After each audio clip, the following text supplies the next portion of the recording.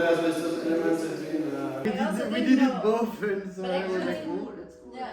Donc Rotor, c'est un collectif basé à Bruxelles de différentes personnes qui s'intéressent aux questions de réemploi de matériaux de construction. Donc c'est l'idée de pouvoir démonter soigneusement des matériaux de construction dans des bâtiments qui vont être rénovés ou démolis pour pouvoir leur donner une seconde vie.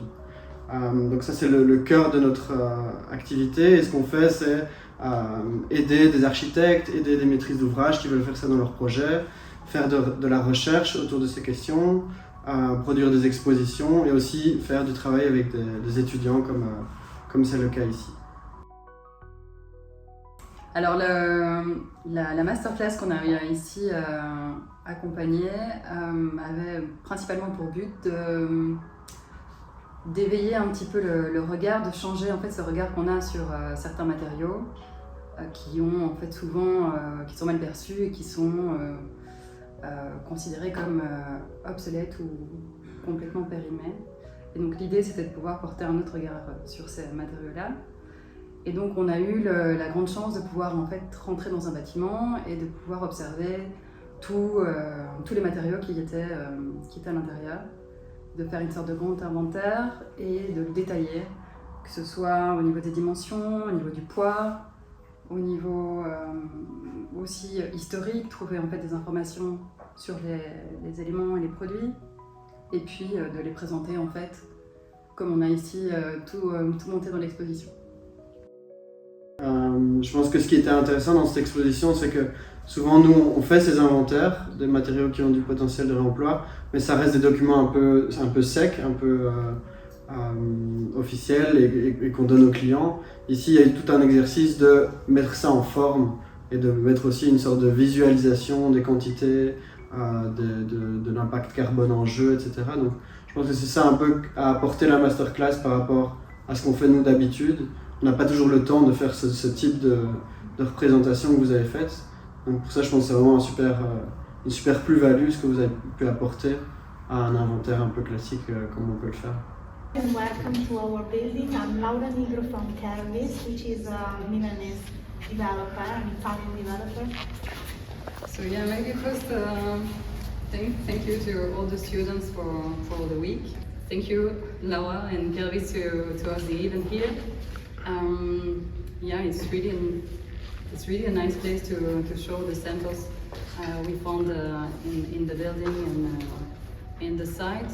Here we also asked them to try to show this in a kind of representation and a clear visual way. Also to have some order of magnitude. To know, for example, if we demolish all this building, what is the quantity of waste that is produced? Alors, la semaine s'est passée extrêmement vite. Moi, j'ai trouvé que les étudiants avaient produit une masse incroyable d'informations, avaient rassemblé une masse importante d'informations et produit beaucoup d'éléments qui peuvent, je pense, montrer aux clients qu'il y a moyen en fait de faire un très bon projet avec les éléments qui sont là.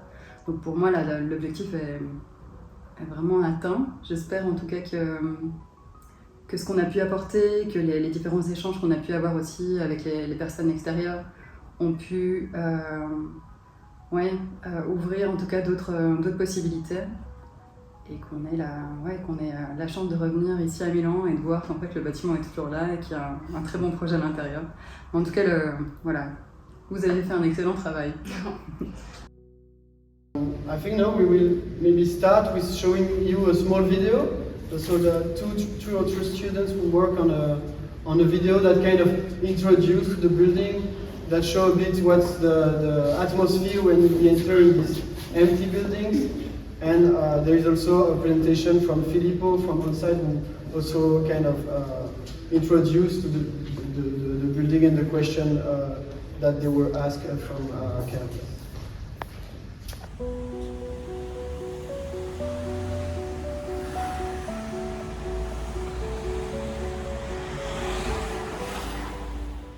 Il progetto è stato commissionato da Kervis e al nostro studio di progettazione, On-Site Studio, La proposta è per uno sviluppo residenziale tra le vie Lario e le vie Stelvio. Il progetto iniziale prevede la sostituzione degli attuali edifici con 4 nuovi edifici, 2 dei quali ricalcano le impronte degli edifici esistenti sulle vie Lario e Stelvio, più 2 nuovi edifici all'interno del cortile.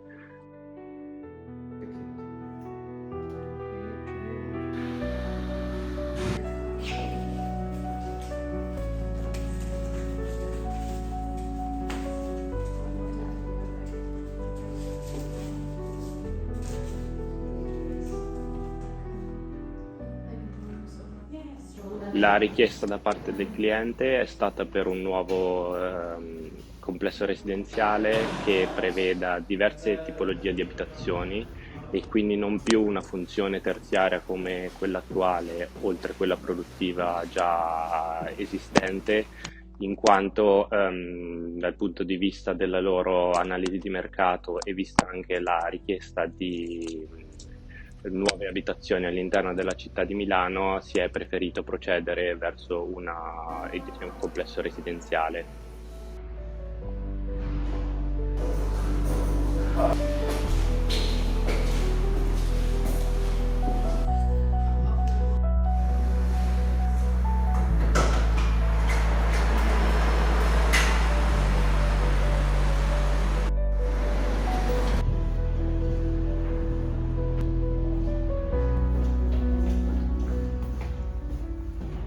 Da un punto di vista spaziale e architettonico, gli edifici esistenti si presentano come degli edifici industriali o per funzione terziaria, quindi hanno una struttura molto regolare e molto densa.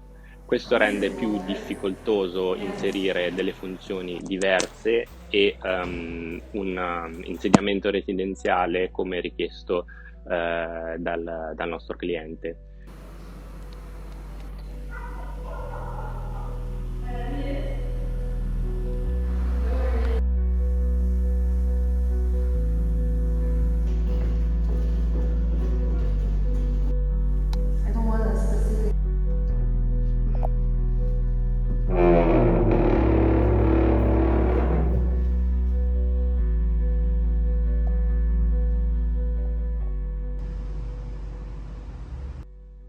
Considerando l'attuale evoluzione della normativa e della regolamentazione in campo di pianificazione urbana della città di Milano, il progetto attualmente sta indagando nuovi modi e possibilità per essere attuato.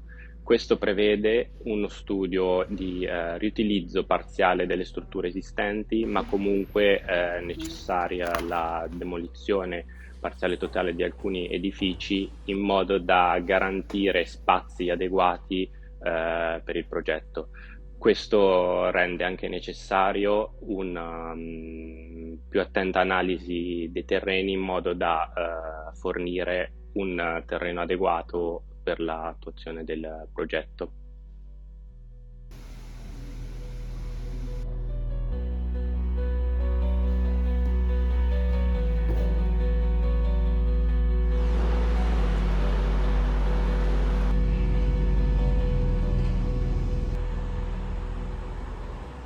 Ici, on sent que c'est encore un peu plus le début de ces discussions, le début de ces essais. Donc on sent qu'il y a beaucoup à faire encore par rapport